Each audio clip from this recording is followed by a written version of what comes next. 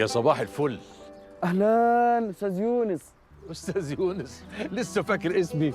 طبعا يا استاذ، يا دي النور. والله الدنيا لسه بخير. اتفضل اتفضل يا استاذ. انا لما عرفت بقى من الست زينب انك انت موجود هنا، قلت لازم اجي اسال عليك بالرغم انني زعلان منك. والله يا استاذ يونس انت في بالي على طول، وفاكرك كاني لسه قدامك في حصه العربي وانت واقف كده مجلجل في الفصل ورصه الاقلام اياها دي في جيبك. اهي رصة الكلاب زي ما هي، محتفظ بيها، بتفكرني بالنجاح بتاع التلامذه بتوعي. وحضرتك لسه شغال في التربيه والتعليم يا استاذ يونس؟ ودي السؤال برضه يتسال. انا بقالي يمكن 15 20 سنه فايت التعليم. انا لسه فاكر كل كلمه قلتها لي. شوف، تكبر قد ما تكبر وتنجح قد ما تنجح وتروح في الدنيا زي ما تروح، لكن تفضل فاكر حاجة واحدة بس: المدرس اللي علمك وانت صغير وأضاف لك كلمة، معلومة، حكمة، مثل. انت عارف كم واحد بيفتكروني زيك كده؟ عشان كده انا بفضل اضحك طول النهار وطول الليل علشان فرحان بنجاحكم كلكم. خبر ايه؟ ضحكتك مكسورة كده ليه يا ابني؟ لا انا كويس الحمد لله. وكمان بتكذب؟ انا مش بكذب. خايف وقلقان؟ لا، المهم طمني عليك، انت عامل ايه؟ الحمد لله بخير. ادي والست بتاعتي عايشين في سعادة أبدية، وولادي يتخرجوا هما كمان. ليا ابني بيشتغل في بنك حكومي، والابن التاني بيشتغل دكتور، وكل 15 يوم كده يجوا يزوروني هما والأحفاد. بس ايه، بنتخانق كل مرة. بتتخانقوا ليه؟ الولاد مصرين ان انا وامهم نروح نعيش معاهم، والحياه بتاعتهم دي ما تنفعنيش انا، واتخانق معاهم، والعيال الصغيرين يتدخلوا في الحكايه، نتخانق تاني، ونفضل كل 15 يوم نتخانق، والعيال الصغيرين هم اللي يصلحونا. ايه رايك بقى؟ ربنا يخليهم لك ويبارك لك فيهم، دي خلفه تفرح. بس انت ليه مش عاوز تعيش معاهم؟ عيالي محاوطين نفسهم بالقلق زيك كده، قلق من كل حاجه وعلى كل حاجه، خايفين يعني ما يلاقوش مصاريف المدارس للعيال، خايفين من الأسعار، والعيال يا ولداه زنجين نفسهم في كلمة يا ترى. يا ترى الفلوس هتكفي؟ يا ترى بكرة هيبقى فيه إيه؟ يا ترى يا ترى يا ترى يا ترى. بس الحقيقه يا استاذ يونس دي كلها اسئله طبيعيه. الحياه بقت صعبه وربايه العيال بتهد الحيل، ومهما كان معاك برضه ما بيكفيش، قلق وتوتر على طول.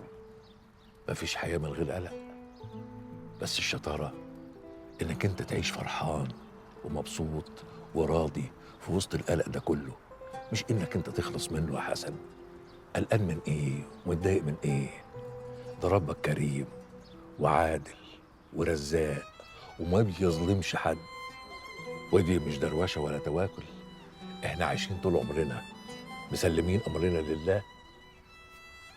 بس الزمن بقى غير الزمن يا استاذ يونس، كل حاجه اتشقلب حالها والموازين اختلت، والصح ما عادش مقياس للحكم على الافعال. دوشه كتير وضباب. ايامكم كانت احن،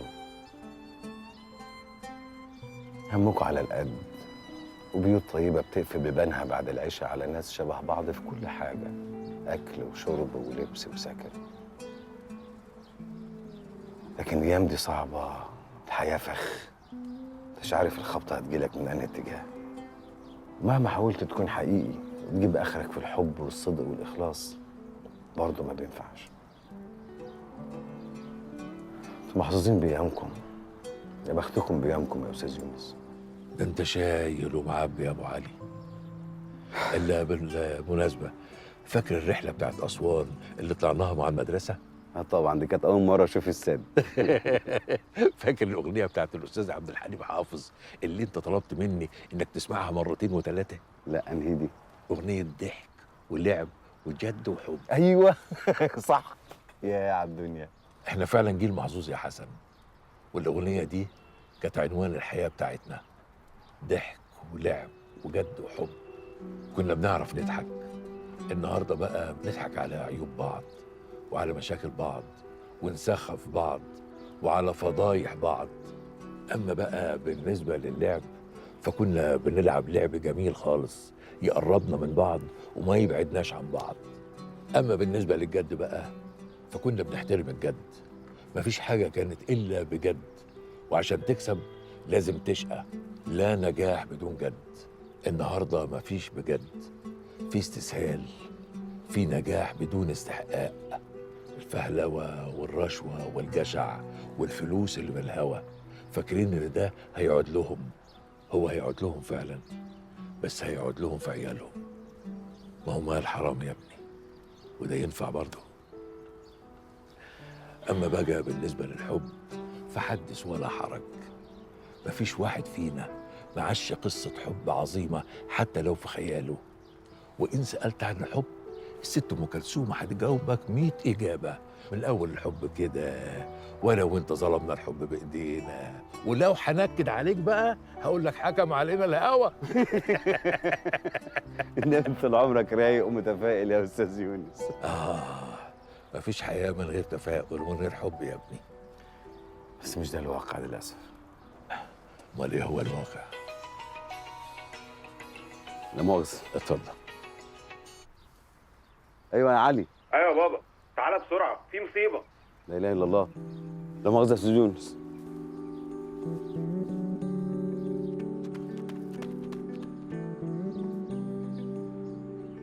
العربية فين؟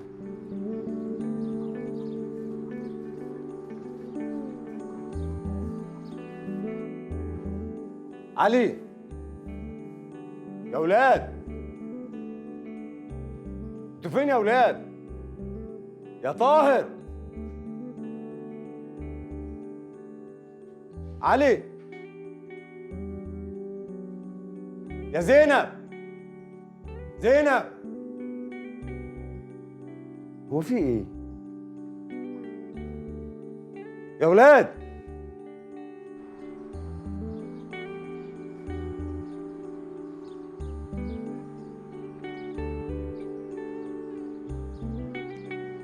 أروى، هند، هما فين؟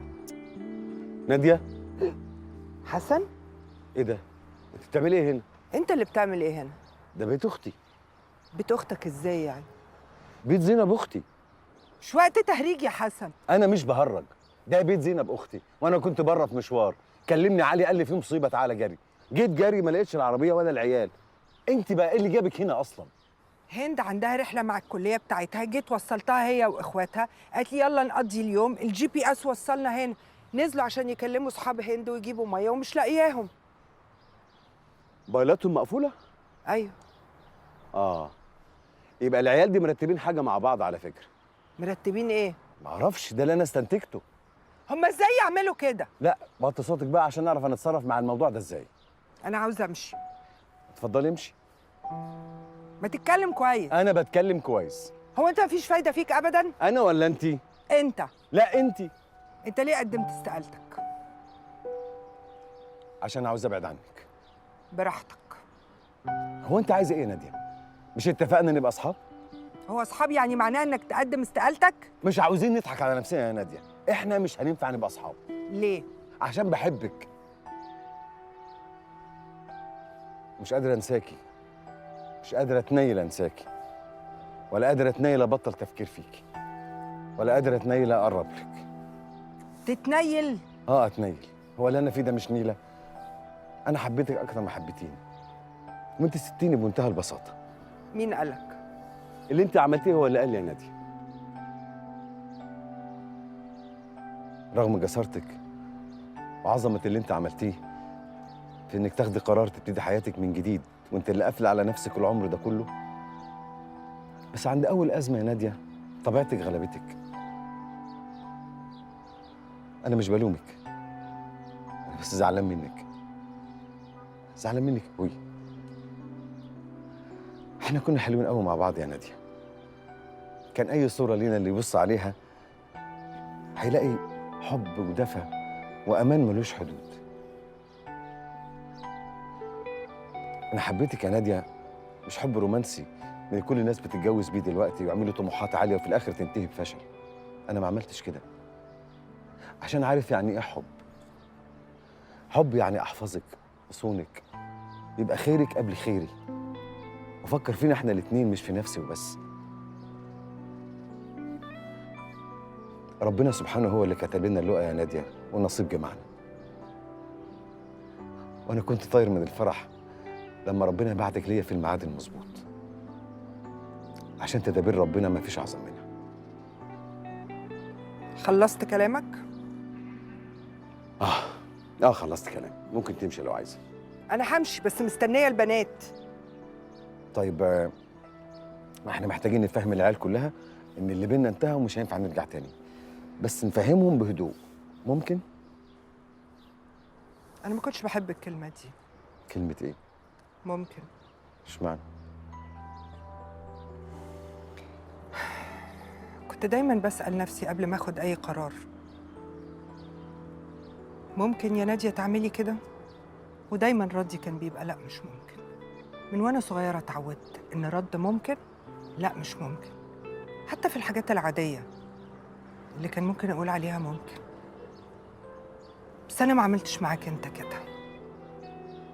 اول لما عرفتك وانا قلت ممكن، تسأل نفسي يا نادية بس انتي بطيئة قوي في قراراتك وحسن سريع في قراراته، تفتكري تنفعوا لبعض؟ كنت أقول ممكن.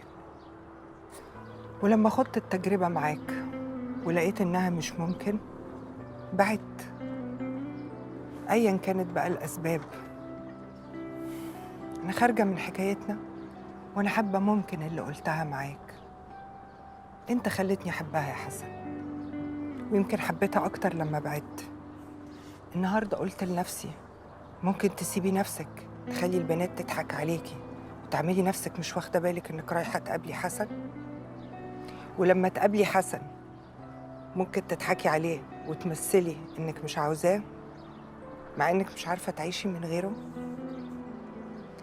حسن أنا عشت معاك كل حاجة اتحرمت منها، فعلا حسيت معاك بالأمان. فاتفضل دلوقتي اطلب إيدي للجواز. ممكن؟ ممكن.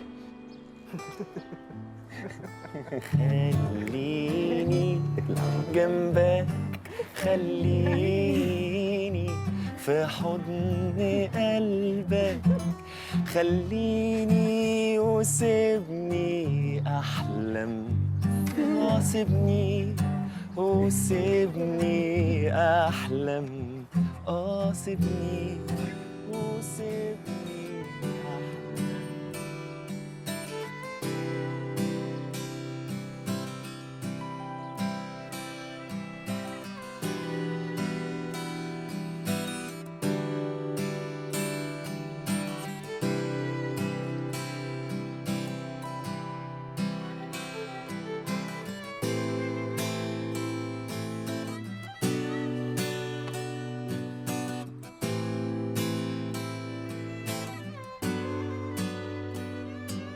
يلا يا ولاد بالهنا والشفا.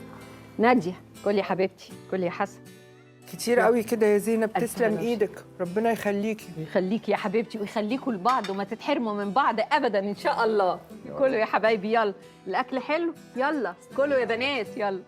بابا انا بفكر افتح صيدليه هنا، مفيش صيدليات في المنطقه، فحاسس اني ممكن اكل الجو يعني. ممكن يا حبيبي. وتروح تدي حقن في البيوت بقى وتزود دخلك. وماله. بقول لك ايه يا بوب، انا هاجي هنا انا والبند وهنعمل هنا حته دين كليب. وتصوروا في صيدليه اخوه. سيبك يا بابا من اي كلام ده، نفتح مصنع تيشيرتات، انا بالمجهود وانت اكيد بالفلوس. تصدق فكره؟ وسلام بقى لما نعمل خط جلاليب. هنا. وانت يا ديشه مش عايز تعمل مشروع يا حبيبي؟ انا هفتح ملعب كوره هنا وهأجره بالساعه. الله اكبر. يا سلام. مخلف مجموعه رجال اعمال. طب يا حبايبي انا شبعت الحمد لله، وهقوم اتمشى شويه. ايه هتمشي وتسيبنا؟ انت مالك بقى، سيبني في حالي. يلا يا ناديه. يلا نادية ايه؟ يلا حبيبتي، يلا حبيبتي. انا سيباك. يلا نتمشى يا روح. يلا يا نودي. يلا ايوه يا عم، ايوه يا عم. ربنا ما يجي علينا جار له عينين يا زين. يلا يا روح. يا ساتر، اما الولاد رزلين رزاله، والله ما في احسن من البنات. ولاد او بنات كل اللي يجيبوا ربنا كويس. نعم؟ قصدك ايه بالكلمه دي؟ انا حامل. ايه؟ انت بتزعق ليه؟ ازعق ونص، احنا 10 يا ناديه، عايزه يعمل 11 ليه؟ فريق كوره؟ يعني انت مش مبسوط؟ لا مش مبسوط. بابا نعم قلت ايه؟ قلت حسبي الله ونعم الوكيل فيه. بابا بابا رايح فين؟ حرام عليك. ليه يعني؟ هو انا اعمل فريق كوره؟ انا عايز افتح صيدليه هنا. نعم يا بابا. حسن نعم. انا بهزر. بجد؟ بهزر. بتهزري بجد؟ بهزر. هاتلنا بقى لوننا بقى. بس بلا لوننا، ما كفايه. ربنا يخليك.